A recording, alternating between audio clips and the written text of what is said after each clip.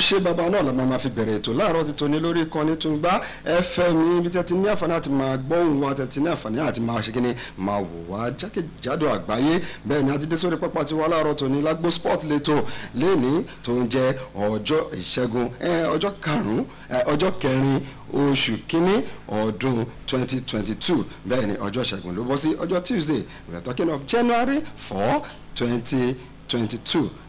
bẹ́ẹ̀ ni January oṣù kínní Àwíkókó wà lórí pápá láàárọ̀ ti tòní ẹ má dá lóhùn ẹ̀wọ̀n pé ó pẹ̀lú àwọn tó ní ìfarapa ní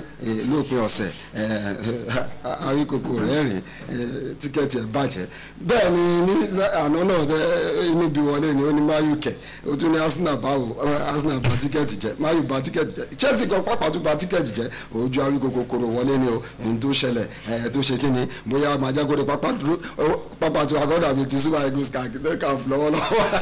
Àwíkókó bẹ́ẹ̀ ni ó wà lórí pápá Sodiq Super Sub náà wà lórí pápá pẹ̀lú mi bẹ́ẹ̀ ni èmi olólùfẹ́ iná ní Akínmọ́lá tó bọ̀ sún tí gbogbo yín mọ̀ sí Akeem Spinet mo wà lórí pápá tí mo stand pípé níbi tí mo máa fẹ́ nu mí àwọn lọ́nàkọ̀ òjọ̀kan ìyẹn nínú àwọn ìròyìn tó balẹ̀ bá a láàárọ̀ títọ́ni nínú eré ìdárayá pẹ̀lú ìfẹsẹ̀wọnsẹ̀ ilé tó máa lọ nínú ìdíje AFCON ẹ̀ má gbàgbé ọjọ́ márùn ló kù kí ìdíje AFCON kò ṣe kíni kò wọlé Àwíkókó jẹ́ káwọn ará ilé jẹ́ kọ́ mọ́ ẹ pé o ti dé o lẹ́ẹ̀ni Àwíkókó wọ ṣòkòtò péńpé o ṣòkòtò aṣọ lé ló wọ. ẹ káàárọ̀ ẹ kú ojúmọ́ mọ́ ní gbogbo ibi tá ẹ ti ń gbọ́ wa lórí rédíò Tungba ètò Lagbo Sports gbogbo yín la kí láàárọ̀ yìí mo kí yín ẹ̀kú ọdún tuntun bó tẹ̀ jẹ́ pé lè ní program àkọ́kọ́ tí màá kọ́ ṣe nínú ọdún yìí mo kí gbogbo yín happy new year gbogbo yín lólùfẹ́ Alábí Àwíkókó pátápátá ẹ má darapọ̀ mọ́ wa lórí ètò láàárọ̀ yìí bá ṣe máa yànnà náà fún yín gbogbo bó ṣe ń ṣẹlẹ̀ nílẹ̀ adúláwọ̀ àti lókè tó pàápàá jùlọ ilé tó ń trend lọ́wọ́ ìyẹn AFCON ìyẹn ìdíje Nations Cup tilẹ̀ adúláwọ̀ tó máa bẹ̀rẹ̀ níjọ́ márùn-ún òní gbogbo ní Nàìjíríà máa dé ta ló máa gba ìdíje AFCON yìí gbogbo bó ṣe máa ṣẹlẹ̀ wọ́n máa lọ orúkọ mi yí padà láti ìdààmú kalẹ̀ jáwé ni mo ń jẹ́ ti gbogbo ìmọ̀ sí Alábí Àwíkókó ẹ má bá mi lọ. o fẹ́ mọ ibi tí Nàìjíríà máa dé o fẹ́ mọ bóyá máa gẹ́gẹ́ mi kọ́kọ́ ti sẹ̀ ṣé Nàìjíríà máa gba AFCON Super Eagles. Super Eagles lọ́dọ̀ ti tèmi ẹ̀mí mi sọ pé Nàìjíríà máa wọ final. àìní ẹ̀ sọ dáa. ẹ̀mí mi ò rẹ̀ ń tàn mí jẹ torí ẹ̀mí tó ń gba trọ́fì ni kò ń ṣerú ẹ̀mí Arsenal ẹ̀mí Chelsea ni kò ń gba trọ́fì yá jẹ́ ǹda padà fún ẹ kò sí ẹ̀mí Arsenal padà fún ẹ ẹ̀mí tó ń sáàkì ni ẹ̀mí tó ń ba ẹ̀mí. a lè gbà tán ṣe bá ti sáàkì gẹ̀rẹ́ trọ́ ká lọ gbà kọ́ ẹ̀mí tí ò gbà tá a lọ sáàkì lápá àdàgbà sáàkì ẹ̀mí tí ò gbà ẹ̀yìn tẹ̀ sáàkì ó yà jẹ́ kí n máa sáré sọ ní pápápá ẹ jẹ́ ká wọnú àgbàmì ètò lọ ẹ̀ má darí gbogbo lóhùn ẹ̀mí tó ń gbà.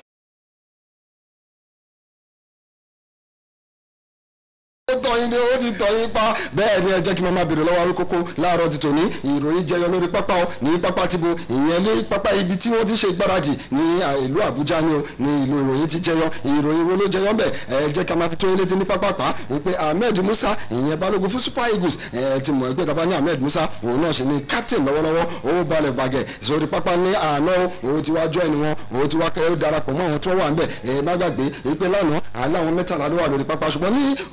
bá a ṣe ń sọ̀rọ̀ wọ́n ti di mẹ́rìnlá nínú àwọn 20 Àwíkókó ṣe ti rírọ̀ ẹ̀mí tó ní àwọn mẹ́rìnlá ló wà lórí pápá tí wọ́n ṣe kíni tí wọ́n ń gbáradì fún ìdíje AFCON nínú àwọn 28 kẹmẹ́ gbàgbé wípé tó bá ti di ọ̀túnla òde yìí tí à ń wò yìí la máa tọkọ̀ létí lọ sí ìlú Garoua níbi tí a ti máa ní ìfẹsẹ̀wọnsẹ̀ àkọ́kọ́ pẹ̀lú fẹ́rẹ̀ ibi tí mo lọ. kì í ṣe pé nǹkan tó ṣẹlẹ̀ lélẹ́yìí ní nǹkan tó ṣẹlẹ̀ mẹ́ka kan sáyẹ́sẹ̀ mẹ́ka bọ́ síbò mi ní pé gbogbo alamọ̀ pé almost 45% of Nigerian players wọ́n ń bọ̀ láti orílẹ̀-èdè Gẹ̀ẹ́sì so tàdé mọ̀ pé gbogbo wọn sì gbá bọ́ọ̀lù lánàá ìjẹta gbogbo wọn sì.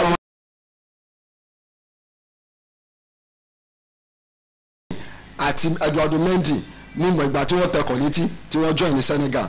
wọ́n dẹ̀ gbá bọ́ọ̀lù tán àwọn méjèèjì jọ gbá bọ́ọ̀lù tán lórí pápá ní kí ló sọ fún mi Alex Iwobi ọmọ ìgbà tó ti gbá bọ́ọ̀lù tiẹ̀ tán ni ṣé Alex Iwobi nìkan ni Wilfred Ndidi ọmọ ìgbà tó ti gbá bọ́ọ̀lù ni Kelechi Iheanacho ọmọ ìgbà tó gbá bọ́ọ̀lù ni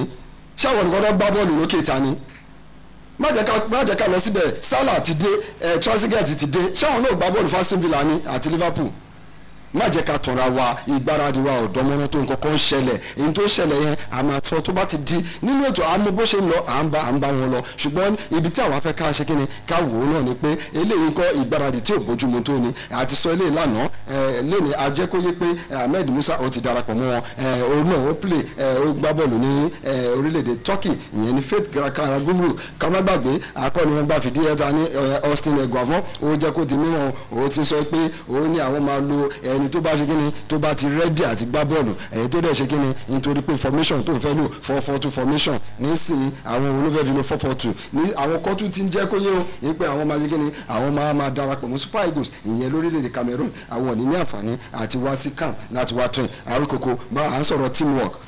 náà sì wá sí camp kẹ́ train pẹ̀kẹ́ jẹ́ òpapọ̀ ẹ máa lọ bára yín pàdé nínú competition ṣé ìwọ rí pé irú tíìmù yẹn ó lè gba ìdíje tíìmù tó gba tí ò prepare rárá. yà fún àwọn ará ilé ká sọ òótọ́rọ̀ fúnra wa eléyìí náà ni ibi tó kù díẹ̀ káàtó sí lórílẹ̀‐èdè ní orílẹ̀‐èdè Nàìjíríà àjọ Super Eagles mo rí pé ṣé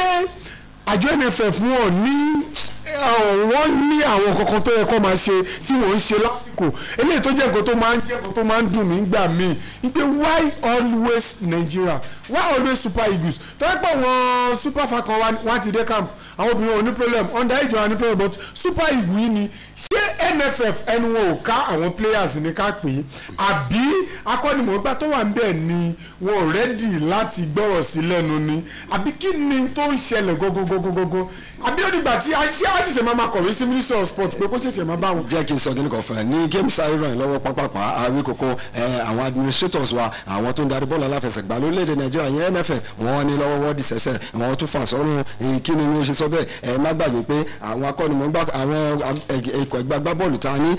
àwọn kan wà tí wọ́n ní àǹfààní àti máa kópa ìwọ́ wọ́dọ̀ Jude Gallo tí wọ́n ní ó ṣeé ṣe kí wọ́n máa release ẹ̀yìn Al-Shabab ta ló fà á tí wọ́n fi ní release àwọn administrator ni nísìnyí ká má gbàgbé ìpè kí ló dé tí àwọn players náà tí wọ́n ṣe tètè turn up sí camp àwọn náà ní lọ́dọ̀ ti tèmi ká má gbàgbé pé eléyìí ṣẹlẹ̀ nínú ìfẹsẹ̀wọnsẹ̀ tó kọjá kó tó dé tí Super Eagles kọjú tó gbá kọjá keeper wa ó dé late wọn ò ló ń torí discipline wọn ò ló ń torí ní under genetron ni wọn ò ló ń pè torí ó dé late nísìnyí ṣé ká wá sọ pé gbogbo àwọn tó ń bọ̀ èyí tí wọ́n máa dé late náà ká má lò wọ́n ni so ibi tí mo ti sọ pé double standard ó wà nínú nǹkan tá à ń ṣe ni àjọ NFF wọn láti jókòó padà kí wọ́n tún èrò ara wọn pa iná bọ́ọ̀lù aláfẹsẹ̀gbá lórílẹ̀‐èdè Nàìjíríà bó ṣe ń jù lọ mi ò nífẹ̀ẹ́ sí kò tẹ́ mi lọ́rùn kí n sọ ìgbé mi dẹ̀ ṣe rí bí ìgbáradì wa ṣe rí àwa lè dé final bó ṣe sọ o ṣùgbọ́n èmi ò rí Super Eagles pé wọ́n lè dé final pẹ̀lú irú ìgbáradì báyìí bẹ́ẹ̀ ni ẹ jẹ́ ká máa sọ fún wa pé Chidozie Awazim tá à ń sọ òun náà ní ìfarapẹ́ defence crisis lọ́wọ́ sọgbọn pé yẹn balógun ní síbẹ̀ true second àti mọ̀ bóyá máa wá bóyá Watford ò tún ní release ẹ̀ bí wọ́n ṣe release nísìnyí even true second òun ló máa ń ṣe mistake ju Leon Balogun lọ lẹ́yìn Leon Balogun ló máa ń cover mistake yẹ nísìnyí Sami Ajayi láti West Brom òun náà ló máa wá wọ́n ti òun pẹ̀lú àwọn tó ti pè wá sí ṣé Awazim tó yẹ kó tún ká tún sọ pé à ń léyàn lẹ́yìn òun náà tún ṣe kí ni ó tún ní injury ṣèbí ṣé Abdullahi ó ṣe gbé láti hamstring injury ni ṣé Abdullahi ìyẹn náà ní injury kò lè síbẹ̀ Kenneth Omeru láti Leganes ìyẹn náà máa wà ń bẹ̀ so bẹ́ẹ̀ kó wá wọ́wọ́ èyí àwọn tí a kì í lò tẹ́lẹ̀ ṣé wọ́n lè máa jẹ́ bí starter fún wọn níṣẹ́ àtúwájọ train papọ̀ a dẹ̀ ń lọ sínú ìdíje ibi tí mo ti sọ pé lọ́dọ̀ ti tèmi èmi ò fojú sọ̀rọ̀ wọn nìyẹn yẹn ká má gbàgbé wípé ó tún ṣeé ṣe o wọ́n tún jẹ́ pé ìwà pé ó ṣeé ṣe o kí ló tún ṣe wọ́n tún ló ṣe kí èèyàn kan náà tún máa wà nínú àwọn agbábọ́ọ̀lù wẹ̀yìn ìyẹn Omeru ni mo tún sọ wọn ni ó ṣe kó má tún wá láti orílẹ̀-èdè Leganes tó bá wo gbogbo tó ń ṣẹlẹ̀ yìí lọ́dọ̀ ti tèmi mo rí pé ìgbáradì látọ̀dọ̀ NFF bẹ́ẹ̀ ni ló ti wọ́ wá. NFF wá ní issue gidi ó rà pé orí ọ̀rọ̀ ilé ìgangan la máa fẹ́ jẹ́ kán ara lè bá wa dá sí NFF wá ní issue gidi because tẹ́ bá wo other country wọ́n ti parí gbogbo kìíní ilẹ̀ láti ilẹ̀ mo rí pé Jurgen Klopp coach Liverpool ó ń bẹ Egypt ni ó ń bẹ wọn bí àfà Liverpool pé ẹ jọ̀ọ́ o ẹ jẹ́ kí Salah play on the first year àwa ò lè bẹ ordinary Watford ò lè bí Nàìjíríà pé Nàìjíríà NFF ẹjọ́ má bínú ẹjọ́ ní bàbá kan tó fún àwọn alátún wò pé àbá máa mú player la akotí ẹ̀ wá sí. àgbà sí wọn lọ́wọ́ aṣáájú tó sọ fún wa sí pé kílọ̀bù wa ńlá lé wọn lọ́wọ́ wíṣì ta ní agbára ju wọn lọ lórí nǹkan tó wà lẹ́yìn tọ́lẹ́mẹ́tì. nítorí pé àṣe nǹkan tó yẹ ká ṣe lásìkò ni ìtorí ẹ̀ náà ni ó ṣe rí bẹ́ẹ̀ bẹ́ẹ̀ ni eléyìí tá à ń sọ yìí à ń sọ nítorí pé àfojúsùn wa ìyẹn fún orílẹ̀-èdè Nàìjíríà à ń sọ̀rọ̀ Super Eagles nínú ìdíje AFCON èyí tó máa bẹ̀rẹ̀ ní ọjọ́ karùn-ún sígbà tí a wà yìí ká má gbàgbé tó bá di ọjọ́ Àlàmísì àwọn Super Eagles wọn á tọkọ̀ létí wọn á máa lọ sí ìlú Garoua òun la ṣe ń sọ eléyìí pé gbogbo ìgbáradì wa eléyìí tá a rí kùdìẹ̀kùdìẹ̀ tó ń jẹyọ àánú pé ká ṣe kíni ká máa fi tó ẹ̀yin olólùfẹ́ wa létí wípé ẹ jẹ́ ká máa wo tá a bá wá ṣe dáadáa ju bó ṣe yẹ lọ ẹ jẹ́ ká lo àwọn pléyà yẹn àti akọ́nimọ̀ọ́gbà fìdí ẹ wá ká lò wọ́n lọ́gọ̀ ẹni pé wọ́n ṣe kíni wọ́n gbìyànjú òun ló fàtà fi sọ pé àwọn kùdìẹ̀kùdìẹ̀ tá à ń rí a lè tètè ṣe àtúnṣe ẹ̀ kó tó di pé kíni ìfẹsẹ̀wọnsẹ̀ yìí bẹ̀rẹ̀ ìyẹn ní orílẹ̀-èdè Cameroon lọ́hùn tí a bá lè ṣe àwọn àtúnṣe yìí ní pápápá àárí pé kíni àlọ́fà ṣùgbọ́n lọ́dọ̀ ti tèmi he who fails to plan will plan to fail bẹ́ẹ̀ ni a fẹ́ kí ọ̀rọ̀ Super Eagles kò rí bẹ́ẹ̀. ó yá ní pápápá yìí ló tún ṣẹlẹ̀ lórílẹ̀‐èdè Nàìjíríà ibẹ̀ náà la ṣe wá ẹ má gbàgbé wípé àwọn ìdíje ti under-20 female World Cup ó ń bọ̀ lọ́nà èyí lè tó máa gbá ní orílẹ̀‐èdè Costa Rica kì í ló ń ṣẹlẹ̀ àwọn Super Eagles Super Falconet nísìn àwọn ìkòkò Super Eagles bẹ́ẹ̀ ni àwọn ilé Falconet wọ́n ti jẹ́ kó yé o èyí pé wọ́n ti pe àwọn agbábọ́ọ̀lù 26 players mẹ́rìndínlọ́gbọ̀n wọ́n ti pè wọ́n sínú káàmpù wọ́n ti jẹ́ kí wọ́n rí kó máa yé pé ẹ̀yin tá a pè é máa bọ̀ nílé o ìyẹn ní January 5 ìyẹn tó bá ti di lọ́la wọn á ṣe kàn fáwọn Falconet kì í ló dé o àwọn òwúrọ̀ Falconet àwọn under-20 ọ̀jẹ̀wẹ́wẹ́ obìnrin ìyẹn fórílẹ̀-èdè Nàìjíríà ní Falconet wọn ti jẹ́ kó yé o èyí pé wọ́n ti pè wá ta ló pè wọ́n Chris Danjuma ló pè wọ́n ìyẹn akọ́nimọ̀ọ́gbá fún Super under-20 Falconet bẹ́ẹ̀ ni Chris Danjuma ó ti pè wọ́n sí àwọn wo ló pè àwọn wo ló ní pé kó wọ́n máa ṣojú bẹ́ẹ̀ ni ẹ jẹ́ ká máa sọ fún wa ní pápápá pé àwọn tí wọ́n ní kó wọ́n tí wọ́n pè yín pé kí wọ́n máa ṣojú àwọn tí wọ́n ṣe kíni tí wọ́n dáńtọ́ tí wọ́n láàmì láka ní ẹ má gbàgbé tàbá ní wọ́n dáńtọ́ wọ́n láàmì láka àwọn tí wọ́n mú bọ́ ṣe ń mi àwọn lóòrèkóòrè ẹ má gbàgbé ẹ lọ bèrè lọ́wọ́ Central African Republic ẹ̀yìn CAR àwọn náà lè sọ ayò 7-0 tó bá wọn nífẹsẹ̀wọnsẹ̀ lẹ́ẹ̀kejì ayò 4-0 ló bá wọn tàbá tún lọ bá orílẹ̀-èdè Congo àwọn náà lè sọ fún yín nígbà tí wọ́n tún gba ayò 4-0 ayò 15-0 ni àwọn kíní àwọn ọmọ táwọn péré ni wọ́n ti mì tí wọ́n ti concede goals ẹni nígbà tó súnkà ọ̀gọ̀ gàbọ̀ ní àwọn ọ̀nà gbáfẹ́ sọmọsẹ̀ lẹ́ẹ̀kejì mọ́. tó wá gbẹ́ lẹ́ẹ̀kejì kan tó wá jẹ méjì. bẹ́ẹ̀ ni àwọn tá à ń sọ yìí àwọn òun ni wọ́n pe o bẹ́ẹ̀ ni àwọn aṣọ́lé tí wọ́n pè wọ́n pe Chidinma Nkiruka ìyẹn láti Edo Queens wọ́n pe Nelly Eke láti Sunshine Schools wọ́n pe Nyere Etim láti Abia Angel Omini Mole láti Bayelsa Queens bẹ́ẹ̀ ni àwọn aṣọ́lé tí wọ́n gbà yẹn tẹ́ bá wá wo àwọn defenders ìyẹn agbábọ́ọ̀lù ọwọ́ ẹ̀yìn àwọn òun ni wọ́n pe Rafiat Imura láti Rivers Angels wọ́n pè Jùmọ̀kẹ́ Àlàní láti Edo Queen Motúnráyọ̀ Ezekiel láti Niger Ratus Olúwatósìdí mẹ́yìn ìyẹn ní Balógun captain ìyẹn fún Falconet wọ́n pè wá o ìyìnbó náà ti pè wá Rivers Angel náà ní tó sì wá o Ọmọwùmí Ọ̀ṣọ́bùkọ́lá láti Edo Queens wọ́n pè Olúwabùnmi Ọládèjì wọ́n pè láti Niger Ratus Olúṣí Ọ̀hágbìlẹ̀m wọ́n pè láti Conference School ìyẹn ní ìpínlẹ̀ Kogi wọ́n pè Chidinma Oguchi ìyẹn FC Robo nílùú Èkó ń bí Deborah Abiodun láti Rivers Angel àwọn agbábọ́ọ̀lù àwọn àárín gbogbo tí wọ́n dẹ̀ defender nìyẹn àwọn agbábọ́ọ̀lù àárín gbogbo ńkọ́ Basirat Amoro láti Nasarawa Amazon wọ́n pe Esther Oyenezedi láti FC Robo ìyẹn nípínlẹ̀ Kogi wọ́n pe Yina Ado láti Nasarawa Amazon àánú Olúwapọ̀ Yusuf láti Bayelsa Queen tẹ̀bá Oṣèré Kálú láti Nasarawa Amazon àwọn agbábọ́ọ̀lù àwọn àárín gbogbo tí wọ́n pè nìyẹn àwọn tó máa ń mi àwọn lọ́wọ́ wájú ńkọ́ báwo ni àwọn yẹn ṣe jẹ́ o àwọn tí wọ́n pè àwọn forwards wa wọ́n pe Joy Jerry láti Bayelsa Queen Mercy Idoko láti Nasarawa Amazon Floris Sebastian láti Edo Queens Taiwo Lawal láti FC Robo tẹ̀báwo Precious Vincent láti Bayelsa Queen Blessing Okpe láti Rivers Angel Chiamaka Okwachukwu láti Royal Queens pẹ̀lú Amarachi Oyenekwe láti Nasarawa Amazon àwọn gbàgbọ́dọ̀ ọwọ́ wájú tí wọ́n pè wá ní gbogbo àwọn tí a dárúkọ yìí wọ́n retí wọn kí wọ́n máa dé sí camp káwọn lè máa ṣe bí Super Eagles o ó dá mi lójú pé àwọn ẹni máa tètè dé nítorí pé gbogbo àwọn dàpọ̀ igan orílẹ̀-èdè Nàìjíríà náà ṣe kí ni wọ́n ti ń gbá bọ́ọ̀lù. ilé lọ́wọ́ super àwọn falconet we wish them best of luck nígbà tó máa wà kó pẹ̀lú orílẹ̀-èdè Cameroon ìyẹn ìfẹsẹ̀wọnsẹ̀ alákọ̀ọ́kọ́ ó máa wáyé ìyẹn ní orílẹ̀-èdè Cameroon ní ọdún 23 ní ìfẹsẹ̀wọnsẹ̀ alákọ̀ọ́kọ́ ló ti máa wáyé àríkòkò super falconet àwọn falconet. I wish them best luck because àwọn ò tiẹ̀ ń dojú sí wa tẹ bá nìyẹn so àwọn láti ilẹ̀ ni wọ́n ti máa ń ta akọ ó kàn jẹ́ pé tó bá dé òkèrè ní àgbáyé ní World Cup ibẹ̀ ni wọ́n ti máa ń kú díẹ̀ káàtó tó lọ́ọ́ máa ń rẹ̀wọ̀n jẹ pẹ̀lú àwọn station wọn máa ń kéré I wish them best of luck mo mọ̀ pé wọ́n lè dojú tì wá. wọn lè dojú tì wá bẹ́ẹ̀ ni ẹ jẹ́ ká sáré lọ sínú ìdíje NPFL ìfẹsẹ̀wọnsẹ̀ tó wáyé lánàá nínú ìdíje match day 4 ní NPFL yẹn ní líìgì orílẹ̀-èdè ti Nàìjíríà ń bí àwọn wo ni wọ́n gbá bọ́ọ̀lù àwọn wo ni wọ́n fẹsẹ̀wọnsẹ̀ ẹ̀ má gbàgbé nílùú Ìbàdàn lánàá wọ́n fi aṣọ dúdú sápá o àwọn wo ló fi sápá gbogbo àwọn agbábọ́ọ̀lù lórí pápá ni wọ́n fi aṣọ black and band kì í lóde tó ń ṣe fi aṣọ dúdú sápá o láì jẹ́ pé wọ́n jẹ́ balógun ṣé captain pọ̀ lórí pápá ni kò rí bẹ́ẹ̀ o wọ́n jẹ́ kó yẹ pé wọ́n fi ṣe kíni wọ́n fi ń ṣe wọ́n fi ń mọ̀ Olúbàdàn bẹ́ẹ̀ ni kábíyèsí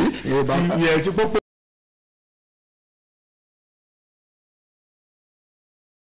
kí n kú ọba wàjà ni bẹ́ẹ̀ ni ìtorí pé ọba wàjà má gbàgbé pé ilé náà máa ṣẹlẹ̀ lókè òkun bẹ́ẹ̀ ni wọ́n ló fà á tí gbogbo wọn fi so aṣọ dúdú mọ́ ọwọ́ apá lánàá ṣùgbọ́n eléyìí kọ́ owó ajẹ́ nǹkan ìwúrí o má gbàgbé pé shooting stars wọ́n ṣe dáadáa o nínú ìfẹsẹ̀wọnsẹ̀ mẹ́ta sẹ́yìn eléyìí tí wọ́n ti bẹ̀rẹ̀ bóyá látara pé wọ́n ṣe ọba Olúbàdàn bẹ́ẹ̀ ni ìdùnnú tó fi gbá bọ́ọ̀lù náà lọ fi borí Katsina United ayò kan sódò lánàá ọpẹ́lọpẹ́ èyí ló jẹ́ ìborí ìfẹsẹ̀wọnsẹ̀ àkọ́kọ́ tí shooting stars máa borí nínú ìdíje NPFL èyí lè tó jẹ́ kí wọ́n ṣe kíni kí wọ́n gbéra sọ ní ibùdó gbéra sọ dé lórí àkàsọ tẹ́ bá lọ wò wọ́n ti wà ní nọ́mbà 13 ní shooting stars wọ́n nínú ìfẹsẹ̀wọnsẹ̀ mẹ́rin wọ́n ti ní RN point wọ́n ní 5 point o wọ́n ti wà nọ́mbà 13 ta ló wà nísàlẹ̀ pátápátá àmàgbé sí létí tẹ́ bá wo Abia Warrior lánàá ìyẹn ní wọ́n gbélé wọ́n ṣe kíni wọ́n gbá omi pẹ̀lú Kwara United Abia Warrior àwọn wà ní nọ́mbà 12 lórí àkàsọ̀ tẹ́ bá lọ wo ẹni tí wọ́n bá gbá bọ́ọ̀lù yẹn Kwara United ní ibo ni Kwara United wà Kwara United náà sọ pé àwọn ògbẹ́yìn wọn jẹ́ kó yé pé àwọn náà ń ta bíọ́ lọ́wọ́ tẹ́ bá wo Kwara United àwọn wà ní nọ́mbà 4 ìyẹn nọ́mbà 1 2 3 4 ìyẹn lórí àkàsọ̀ Gombe lánàá àwọn náà ṣe kí ni wọ́n fakọyọ wọn ní Pantami Stadium wọn rí pé àwọn Gombe wúrò sójú Lobby Stars ayò mẹ́ta sódò tẹ́ bá wá wo Gombe àwọn náà ṣe dé sí di abala ìdíje NPFL ní o tẹ́ bá wá wo Gombe àwọn náà jẹ́ shooting stars àwọn àti shooting stars wọ́n jọ dé ni wọ́n jọ ní first win of the season bẹ́ẹ̀ ni àwọn náà ṣe kọ́kọ́ borí ìfẹsẹ̀wọnsẹ̀ àkọ́kọ́ eléyìí tó máa jáde nínú ìdíje NPFL good one fún Gombe United ìbò náà gbéra sọ lórí àkàsọ̀ tẹ́ bá lọ wo Gombe United ipò kẹwàá náà wà nọ́mbà 10 náà wà lórí tábìlì bẹ́ẹ̀ ni Lobby Stars tí wọ́n bá ṣe kíni tí wọ́n bá wọ̀ yájà lórí pápá wọ́n wà ní nọ́mbà 11 bó ṣe lọ nìyẹn nínú ìdíje NPFL lánàá bó ṣe máa jẹ́ gbogbo ẹ̀ ní òpin ọ̀sẹ̀ a máa gbé sí yín létí.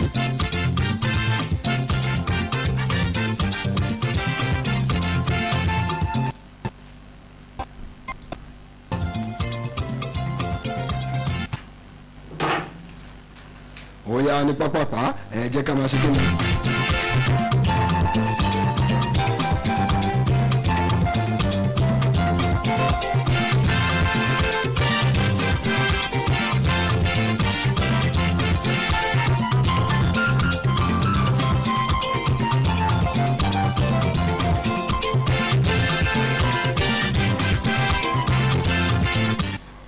ní pápákọ̀ jẹ́ ká máa sọ pé ìdíje AFCON náà ló wà láwọ àṣewà lórílẹ̀‐èdè wa ìyẹn ní àti àṣewà nílẹ̀ adúláwọ̀ àríkòkò one player goalkeeper Ivory Coast Côte d'Ivoire wọ́n ti bá ní FIFA bá ní lórí pé ó lo egbògi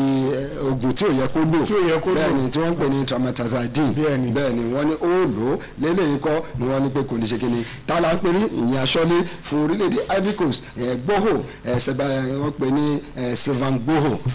ẹni yìí kọ́ wọ́n ní kò ní ní àǹfààní láti máa ṣe kíni láti máa aṣọ́lé fún orílẹ̀-èdè. èmi tí ẹ fẹ́ rọ àjọ káfù gan ni kí wọ́n wo gbogbo wọn players wọn tó kù láti rí dàgbé kọ́ máa nǹkan máa fi bẹ́ẹ̀ni kó alómi ọbẹ̀ ní AFCON kí wọ́n ṣe gbogbo àwọn àyẹ̀wò fínífíní kọ́ sí àyẹ̀wò fínífíní gbogbo àwọn tó ń bọ̀ tó fẹ́ gbá bọ́ọ̀lù lórílẹ̀-èdè tabalẹ̀ tó bá kọ́rú fẹ́ pé rú olórí ògùn báyà bó kú ṣe kó dé káàtó kọ́ dájú kò kọ́ lọ́kúnlé eléyìí.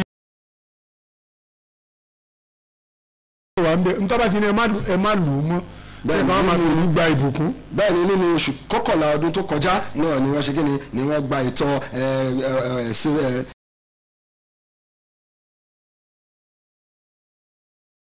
polo èyí lè tó máa jẹ́ kí ara ẹ̀ máa stamp pépè tó máa jẹ́ kó máa ṣe dáadáa kó máa jẹ́ kí gbogbo ẹ̀ lè bí. gbogbo ẹ̀ lè sódì ìyẹn kan wà máa ṣiṣẹ́ bí èèyàn mẹ́rin. bẹ́ẹ̀ ni akọ́ni mọ̀ ń gbá fúrílẹ̀-èdè Côte d'Ivoire òun ni ẹ má gbàgbé ìpè ńgbà tí gbówó bá síbẹ̀ òun ti ní ẹni ẹlòmíì tó dá tọ́ táwọn máa lò bó tiẹ̀ jẹ́ pé ó ṣe kíni àwọn máa ṣe kíni àwọn máa mísì number 1 goalkeeper wọn ni nínú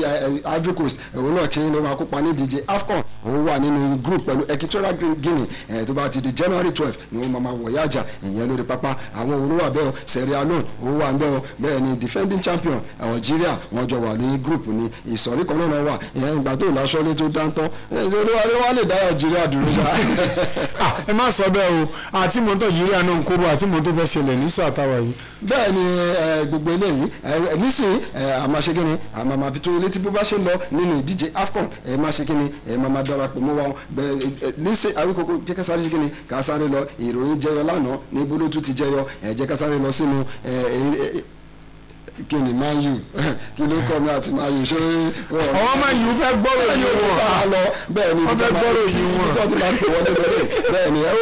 ó ti ń rush mi now bẹ́ẹ̀ àkókò àti lọ sí orílẹ̀-èdè àti tẹ orílẹ̀-èdè Gẹ̀ẹ́sì náà lánàá àti mọ̀ pé nǹkan kọlu Man U àbí Man U ló kọlu. Man U kọlu nǹkan ni 1-0 ó lágbára ní Old Trafford 1980 Wolverhampton Wanderers ní wọ́n ti ṣe eré ẹ̀rí wọ́n wà nà Man U wọlé. nǹkan tẹ̀mí kàn rí bẹ́ẹ̀ ni pé ní tíìmù bó ṣe hàn sí èmi ṣe ni pé tíìmù Man U yẹn kì í ṣe tíìmù tí kí Manchester United kó má fọkàn sí top 4 sáà tàwa yìí kí wọ́n lọ máa túnra wọn ṣe ní sáà tá à ń bọ̀ nítorí Premiership sáà tàwa yìí ó ti bọ́ mọ́ ọ lọ. Premiership sáà tàwa yìí ní season eléyìí tàwa yìí o ẹni tó bá wà ní top 4 á jẹ́ team tó jẹ́ pé tó bá gbá matches 10 ó lè borí 8 àbí 7 kó dúró ẹ̀yẹ kan tí ó bá ti pàdánù kó má ju 2 lọ́nbẹ̀ then this Manchester United tell me wey kò lè win 5 straight matches. under Rafiu Ragnick kó kúrò ní raf kọ́ lọ gbé social wa padà kó tún wá assist ẹ̀ kò sí nǹkan tó lè ṣe bí tìmí ẹ ṣe rí nìyẹn. ó yá jẹ́ kí n máa sọ bó ti ẹ̀ wá rí lánàá nígbà tó ti á lo. ṣé rántí pé ìgbà tó ń bá Newcastle play mo sọ fún àwọn ọmọ ọmọ yìí ni ẹ máa ní àǹfààní àti pè wọlé 08056131009 ẹ máa pè wọlé ìdí tí a ṣe sọ lórí ẹjẹ káyọ̀ nàná eléyìí ó ṣe pé bóyá pé kíni Spinach máa dà lóhùn kò nífẹ̀ẹ́ Man U ni kò rí bẹ́ẹ̀ o ẹ jẹ́ ká máa fi yé pé ṣe rí Rafiu Ragnick nígbà tó pàdánù sọ́wọ́ Newcastle wọ́n ní kí ló ṣẹlẹ̀ àmì tó ó borí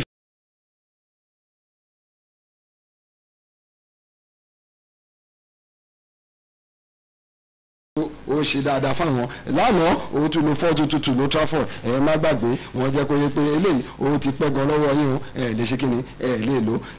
Rafiu Ragnick lánàá 4-2-2 òṣìṣẹ́ Wolverhampton fẹ́ẹ̀ náà pamọ́lé first year ṣé kó ṣì máa stick pẹ̀lú formation 4-2-2 ẹni. 4-2-2 yẹn ṣe nǹkan tí Man U ní di. kò má gbàgbé pé problem èmi rí pé. hello. láti gbẹ̀rẹ̀ ẹ̀ support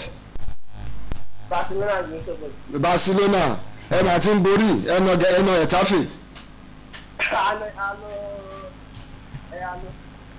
ẹ̀nà tani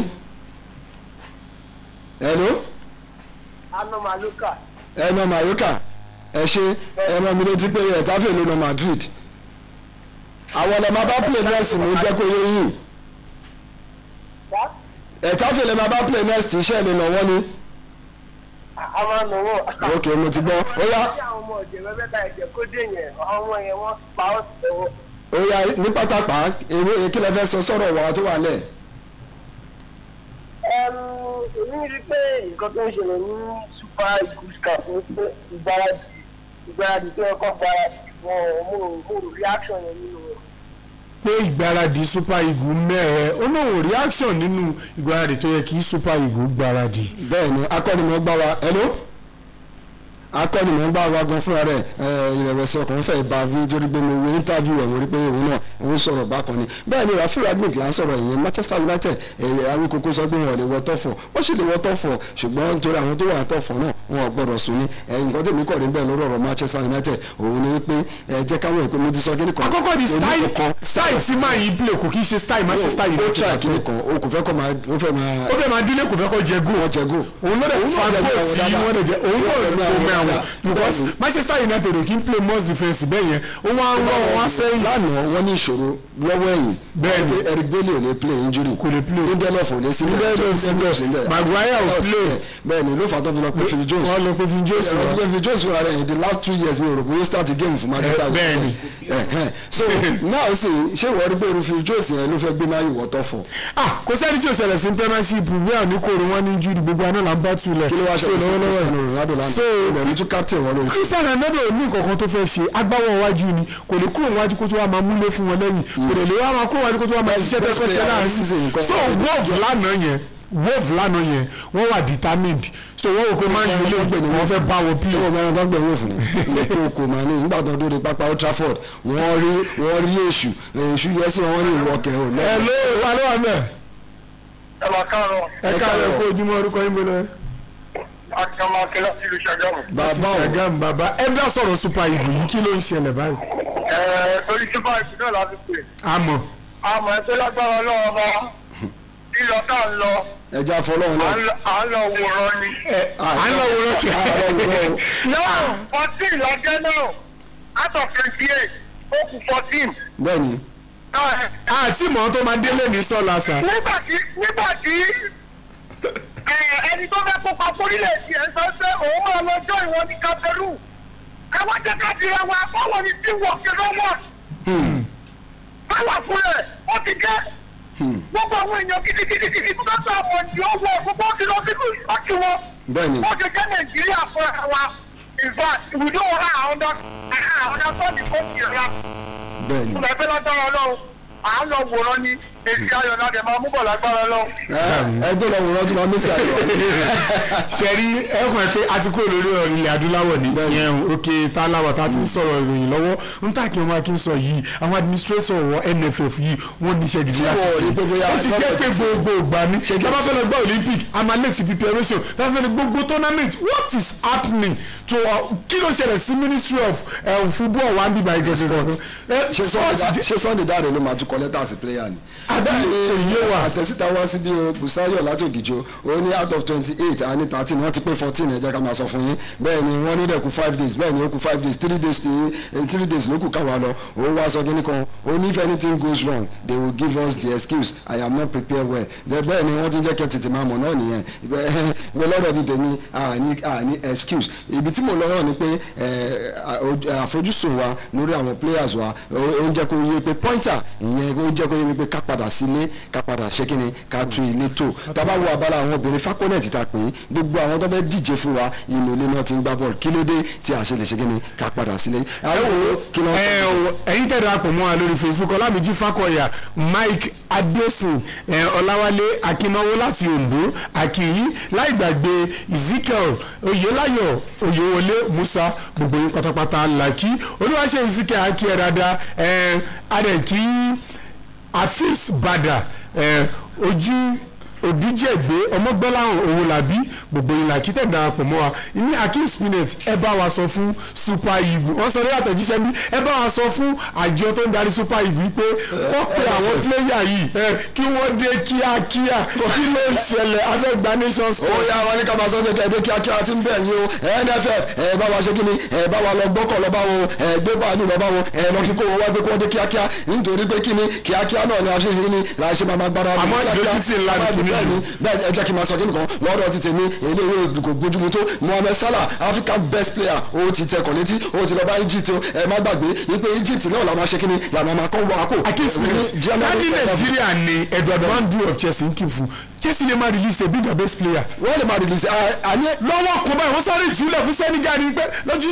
pé jẹ́ pọ̀ ńlá nídìí lọ́wọ́lọ́wọ́ báyìí bí pléyà márùn-ún. Watford sọ pé àwọn ò ní fi sáà sílẹ̀ Ismaila Sarr Senegal náà máa gbé Watford lọ sọ́dọ̀ CAF àmì ìsọdọ̀ FIFA nítorí pé wọ́n mọ̀ pé àwọn ti ṣe ń tó yẹ káwọn ṣe wọ́n tètè mú lẹ́tà lọ fún Watford gba lẹ́tà wọ́n ní ṣùgbọ́n sáà ní injury pé kí dókítà wọ.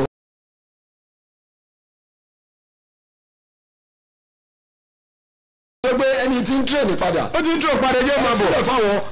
bó máa play o bó ní play kó tiẹ̀ wálé náà. tí ẹ bá ti rí nísẹ̀ a máa gbé lọ wo kéèsì Senegal àti Watford wo kéèsì Nàìjíríà àti Watford. ẹ wo kò ní Michael Dennis. Watford sọ fún àwa wípé torí àtètè mú lẹ́tà wá àwọn ò lè release best player àwọn ìyẹn Dennis àṣàbàbù náà sọ pé àtètè mú lọ́dọ̀ ti tèmi ó ti jẹ́ ká mọ̀ pé NFF wa wọ́n kùnà technical committee wọ́n kùnà wọ́n ṣe tó ẹ̀ka orúkọ ṣe gbogbo blame kò sí lórí akọ́nimọ̀gbà fìdí ẹ̀ wa nítorí ẹ̀ka kọ́kọ́ mójútó àmójútó tagila mójútó àfẹ́gbà coach àfẹ́gbà kọ́nimọ̀. ẹnìkan ti ẹ̀ béèrè pé àbí àwọn àjọ NFF mọ̀ ṣe báyìí fún Ègùn Àfọ̀n láti má rí result bóyá tó bá rí result bóyá lè fẹ́ sọ pé yá kọ́ gbà ẹ ṣáà lè ti gbà kọ́nimọ̀ gbà tẹ́fẹ́ gbà. àwọn tí wọ́n máa tẹ̀kọ̀ létí jẹ́ ká máa wòye àmà bá Super Eagles ìyẹn ní kó má lọ jẹ́ pé 18 player la máa kó lọ.